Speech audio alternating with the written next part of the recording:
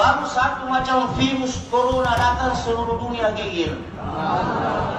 Gampang selesaikan itu corona, kirim jemaah-jemaah ke tempat corona.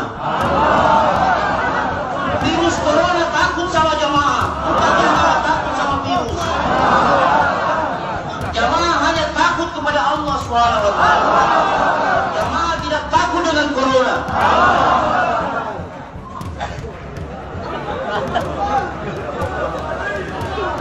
Di mana banyak virus corona, hantar jemaah. Allah yang kuasa, corona tidak berkuasa. La ilaha illallah. Itu baru dakwah namanya.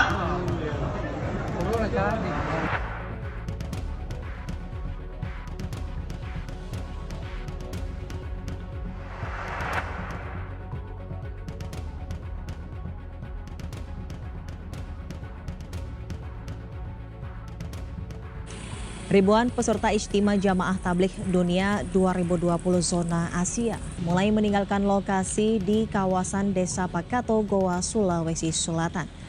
Acara Ijtima Dunia ini dibatalkan pemerintah daerah guna menekan penyebaran virus corona.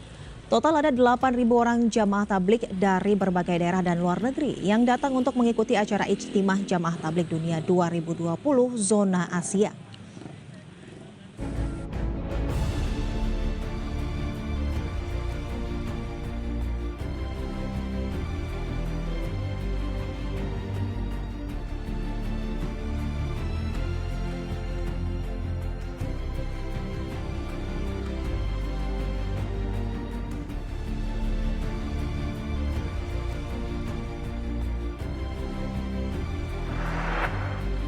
Assalamualaikum warahmatullahi wabarakatuh.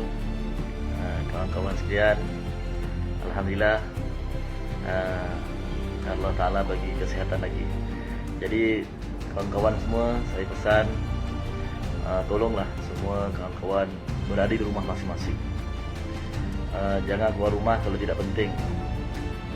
Kita bukan takut mati, kita bukan takut penyakit ni datang kat kita.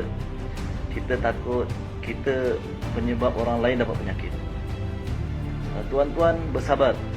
Dalam masa 14 hari ini, ahli keluarga kita semua duduk dalam rumah. Sekiranya dalam keluarga kita ni ada yang positif, memudahkan pihak KKM untuk kuarantinkan keluarga kita saja. Dia tidak akan membabitkan jiran-jiran kita dan keluarga-keluarga lain. Tetapi dengan sikap kita yang tidak mahu duduk tetap di rumah, kita bergerak.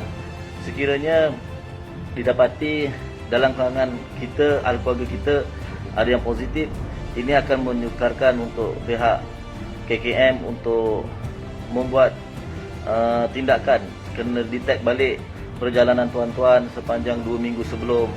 Jadi banyak tempat kita telah pergi. Jadi kita kena taat keadaan ni supaya apa? Dalam masa 14 hari ni perkara ni dapat diselesaikan. Dengan sikap kita yang tidak taat ni menyebabkan berkemungkinan kita punya kuarantin ni bukan ambil masa 14 hari, mungkin akan disambung lagi 14 hari kemudian lagi. Sekiranya perkara ni tidak selesai, mungkin akan ditambah lagi 14 hari lagi. Jadi benda ni mungkin akan berlarutan menjadi 2-3 bulan. Jadi kita bersabar.